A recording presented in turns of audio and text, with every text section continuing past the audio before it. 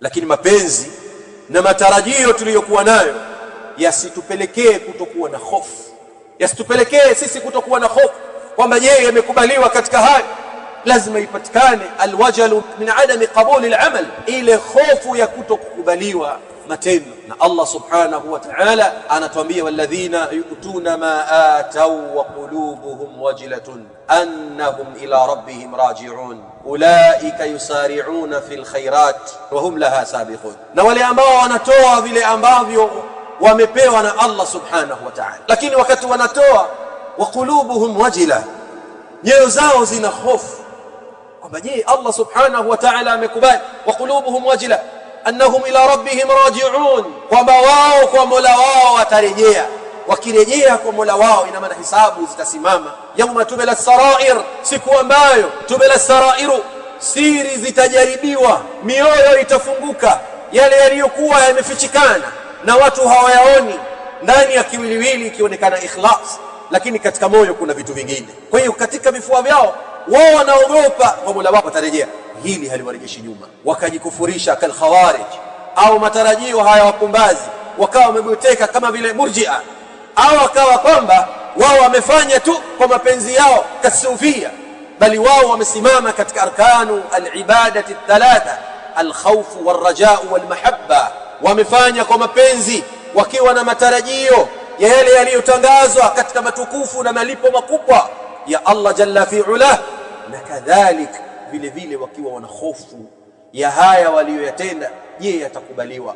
Kwa hiyo wao haulaika yusari'una fil khairat, hao ni wale ambao wanakwenda mbio, wanashindana kwenye mambo ya kheri.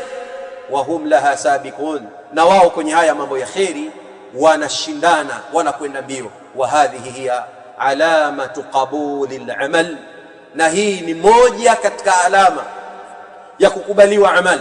Muwasalatu al-amal, amalu ba'da al-amal, at-ta'a ba'da at-ta'a, kuunganisha amali na amali, taa baada ya utifu. Imemaliza Ramadhani, kinachofuatia ni kujiuliza, je, imekubaliwa? Hofu inapatikana katika moyo.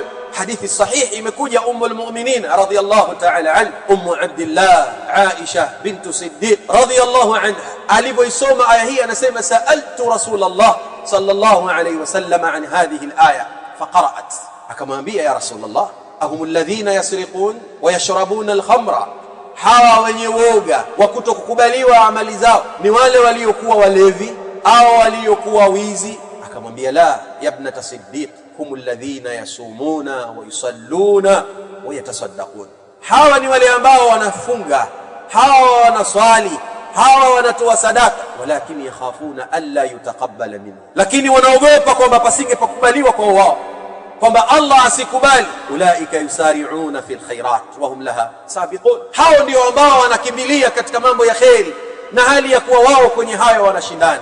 Baada ya Ramadhan taqwa imebakia, al-a'malu salihah zimebakia, wa minha sawmu 6 Shawwal, na miongoni mwa hayo ni kufunga siku 6 za Shawwal, kama jaa fi hadithi Abi Ayyub radhiyallahu ta'ala anhu, man sama ramadhana thumma atba'ahu 6 min Shawwal, yule atakayefunga Ramadhan kisha akafuatishia siku 6 katika mfungo wa Ramadhan, basi inakuwa kana kasiyami dahr, inakuwa kama vile ambaye amefunga mwaka mzima, kwa sababu jema moja bi'ashrati amthaliha, ni mara 10 mfano wake. Siku 10, siku 6 mara 10 ni 60, na 30 mara 10 kadhalika ni 300.